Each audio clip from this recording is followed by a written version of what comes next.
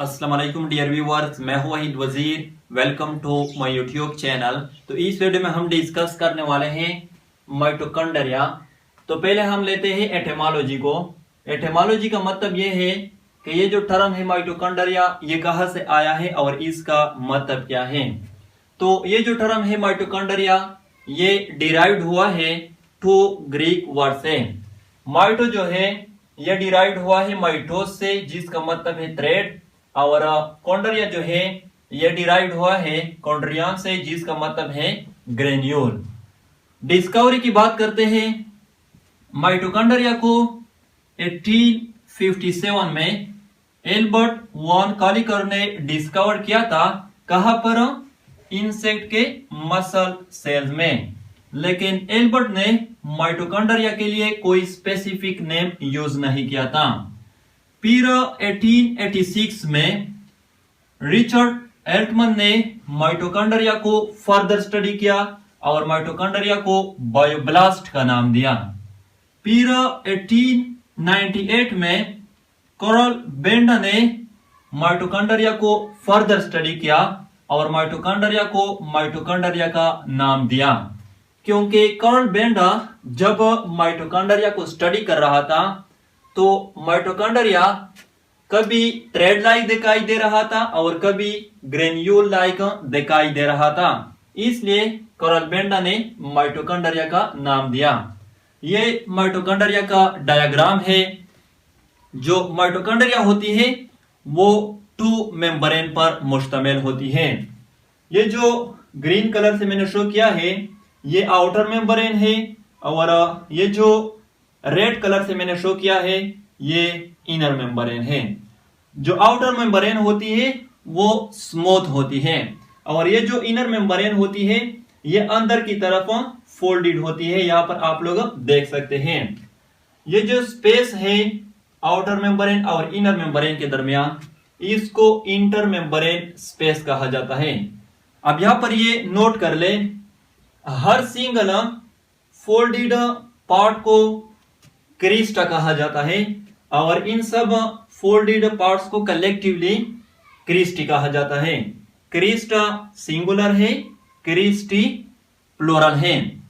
ये जो inner membrane होती है इस पर इलेक्ट्रॉन ट्रांसपोर्ट चेन होता है। इलेक्ट्रॉन ट्रांसपोर्ट चेन ये एक रिस्पायरेटरी प्रोसेस है, एक मेटाबॉलिक रिएक्शन है।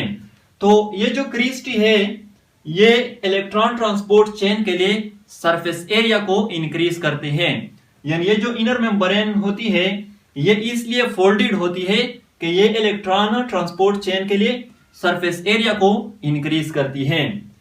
ये जो इनर पार्ट होता है माइटोकॉन्ड्रिया का, इसको मैट्रिक्स कहा जाता है, और ये मुश्तमिल होता है एंजाइम पर, डीएनए पर, राइबोसोम पर एटसेट्रा। और यहाँ पर कुछ मेटाबॉलिक रिएक्शन भी होते हैं, जैसे कि Krebs cycle, fatty acid oxidation. Characteristic of mitochondria की बात करते हैं तो फर्स्ट जो कैरेक्टरिस्टिक है वो ये है कि डबल मेम्ब्रेन स्ट्रक्चर। ऑलरेडी मैं बता चुका हूं कि माइटोकॉन्ड्रिया जो है वो डबल मेम्ब्रेन बॉन्डेड ऑर्गेनेल है। यानी जो आउटर मेम्ब्रेन होती है वो स्मूथ होती है, और जो इनर मेम्ब्रेन होती है वो अंदर की तरफ फोल्डेड होती है। Present in the cytoplasm of eukaryotic cells only. देखो जो माइटोकॉन्ड्रिया होती है वो सिर्फ यूकैरियोटिक सेल्स के साइटोप्लाज्म में मौजूद होती है। प्रोकैरियोटिक सेल्स में माइटोकॉन्ड्रिया एब्सेंट होती है। थर्ड कैरेक्टरिस्टिक ये है कि एटीपी यानी एनर्जी प्रोडक्शन। देखो मैं ऑलरेडी बता चुका हूं कि माइटोकॉन्ड्रिया में मेटाबॉलिक रिएक्शन होते हैं, जैसे कि इलेक्ट्रॉन ट्रांसपोर्ट चेन है, क्रेब्स साइकिल है, फैटी एसिड ऑक्सीडेशन है। तो जो माइटोकॉन्ड्रिया होती है वो क्या करती है, वो सेल के लिए एनर्जी को जनरेट करती है, सेल के लिए एनर्जी को प्रोड्यूस करती है, और फिर सेल उस एनर्जी को डिफरेंट फंक्शन के लिए यूज करती है।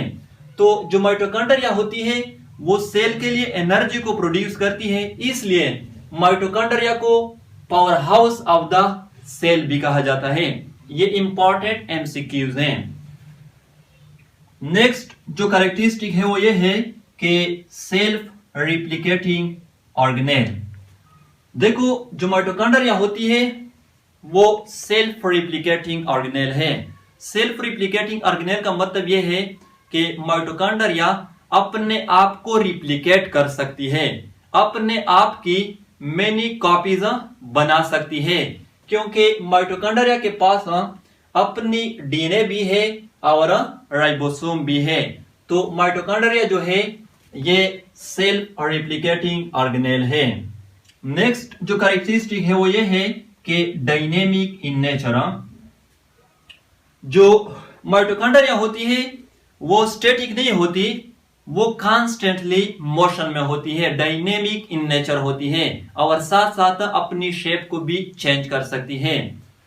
लास्ट में मैं आप लोगों को एक पॉइंट बताता चलो, जैसे कि पहले मैंने कहा कि माइटोकॉन्ड्रिया जो है ये सेल के लिए एनर्जी को प्रोड्यूस करती है, एनर्जी को जनरेट करती है।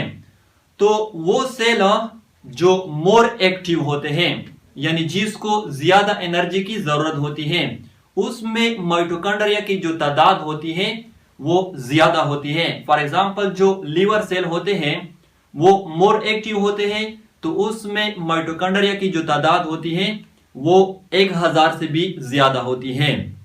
और वो सेल जो लेस एक्टिव होती है, यानी जिसको ज्यादा एनर्जी की जरूरत नहीं होती, उसमें माइटोकॉन्ड्रिया की जो तादाद होती है वो इंतहाई कम होती है। फॉर एग्जाम्पल जो ईयरलोब के सेल होते हैं, ये जो पार्ट होता है ईयर का, इसको ईयरलोब कहा जाता है। तो इसके जो सेल होते हैं वो लेस एक्टिव होते हैं।